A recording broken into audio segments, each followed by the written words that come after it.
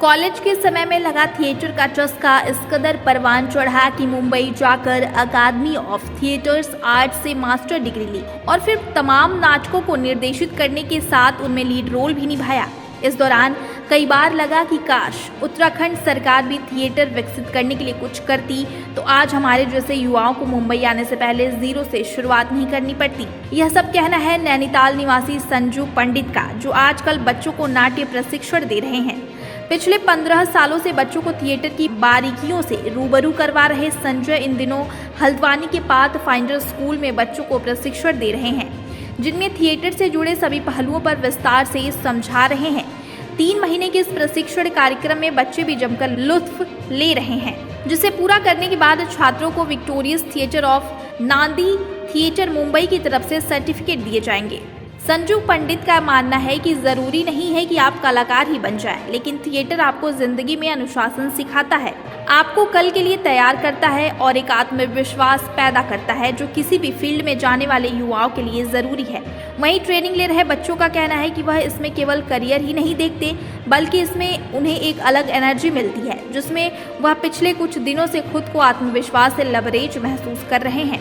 Theatre artist Sanjay पंडित का कहना है कि उत्तराखंड सरकार को नाट्य अकादमी खोलनी चाहिए, जिससे युवाओं को मुंबई जाने से पहले बेसिक जानकारी हो और उन्हें वहां ज्यादा स्ट्रगल ना करना पड़े। युवाओं में क्रेज बहुत है, पर प्लेटफॉर्म नहीं मिलने की वजह से युवा मन महसूस कर रह जाते हैं।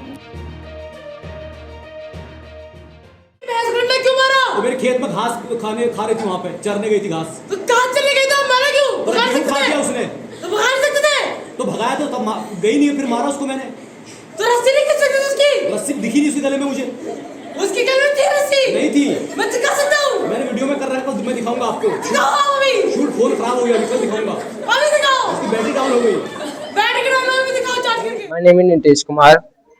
मुझे एक्टिंग क्लासेस बहुत अच्छी लगती है क्योंकि ये हमारे हेजिटेशन को रिमूव करती है और ये आगे जाके हमारे बहुत हेल्प करने वाली है फ्यूचर में।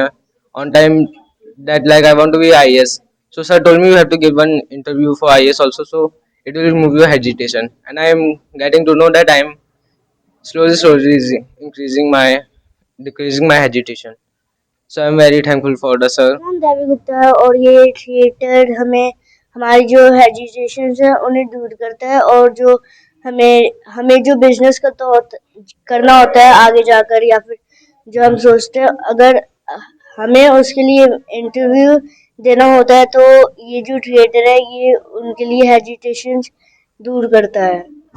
और जैसे कि हमें मिलिट्री में जाना होगा, ये सब करना है, ऐसे इनके लिए इंटरव्यू जब देना होगा तो ये उसके लिए भी हमें प्रैक्टिस करवा देता है शुरुआत से ही। माय नेम इज अंजलि राय और हमें यहाँ पे 1 हफ्ता हुआ है सीखते हुए और हमने बहुत कुछ सीखा है यहाँ पे। हमारे फ्यूचर पे बहुत हेल्प करेगा, जैसे हमें कुछ बनने के लिए इंटरव्यू वगैरह हेजिटेशन दूर करने पे हमें डिसिप्लिन भी सिखाता है, बहुत काम आता है। हाँ, चूज़ करना चाहूँगी क्योंकि इसमें बहुत अच्छा भी लगता है सीख के नई चीज़ें। तो मेरा सपना CEO बनना है, उसके लिए इंटरव्यूज़ भी देना पड़ता है, तो उसके लिए हेजिटेशन को दूर करना होता है ना, तो उसके लिए बहुत अच्छा होता है। बाकी थिएटर में इंटरेस्ट भी है तो मैं सीख तो रही हूँ अभी और बारीकी से मैं सीख रही हूँ, तो बड़े होकर बन भी सकती हूँ। पिछले 15 साल से मैं अभिनय का प्रशिक्षण दे रहा हूँ पूरे उत्तराखंड में, और इससे पहले मैं मुंबई में ही थिएटर करता था। वहाँ पर बहुत सारे प्लेज मैंने डायरेक्ट किए और यहाँ पर आने का मेन मकसद ये है कि उत्तराखंड में जो थिएटर है, जो एक्टिंग है, इसको बढ़ावा देना, एक सही मायने में जो थिएटर है वो लोगों तक पहुंचाना। जैसे यहाँ पर क्या, एक तो सुविधा कुछ है नहीं, है ना, और ना हमारा थिएटर यहाँ पर प्रॉपर कहीं पर बना है। जैसे अगर हम बात करते हैं मुंबई दिल्ली की, तो वहाँ पर एक प्रॉपर थिएटर ऑडिटोरियम वहाँ पर बना है जहाँ पर लोग रिहर्सल करते हैं, और यहाँ पर ऐसा कुछ है नहीं। तो हमारे लिए क्या रहता था, जब हम पहले भी सीखते थे, हम जंगलों में करते थे, रोड में करते थे। नैनीताल में देखा जाए तो ठंडी सड़क है, वहां पर हमने रिहर्सल किया। और हॉस्पिटल है BD पांडे, उसके सामने एक ओपन एयर थिएटर है, वहां पर हम करते थे रिहर्सल। तो सरकार से यह है कि आपको पता ही है नैनीताल के बारे में, तो वहां पर थोड़ा थिएटर के लिए कुछ आप करिए। देखिए क्या है कि सबसे पहले प्रॉब्लम जो मेन आती है वही है फाइनेंशियली प्रॉब्लम, क्योंकि अगर हम थिएटर बनाना चाहें नैनीताल में, चाहे वो ओपन एयर है या फिर एक ऑडिटोरियम बनाए, तो बनाने के लिए जो एक खर्चा जो आता है, पूरा बजट जो होता है, तो उसी की दिक्कत आती है। तो वो मेन है कि जहां पर हम रिहर्सल पहले प्रॉपर कर सकें और हर एक्टर प्रॉपर, जैसे क्या होता है कि आप ऑडिटोरियम के अंदर करेगा तो वहां पर लाइट्स भी चाहिए, लाइट्स कैसी होती है क्या होती है वो हर एक्टर को समझाया जाएगा। तो ये सारी चीजें एक प्रॉपर ऑडिटोरियम बनाया जाए और जितने भी लाइट्स का डिपार्टमेंट है ना, वो ऑडिटोरियम होगा तो वहां पर लाइट्स भी होंगी।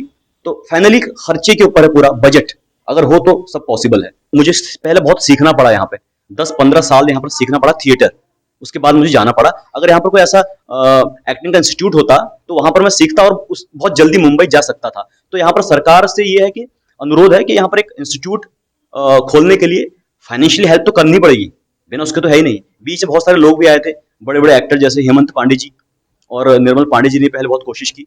तो फाइनली कहीं ना कहीं अगर वो रुका होगा तो वो सिर्फ बजट पे ही रुका होगा कहीं ना कहीं।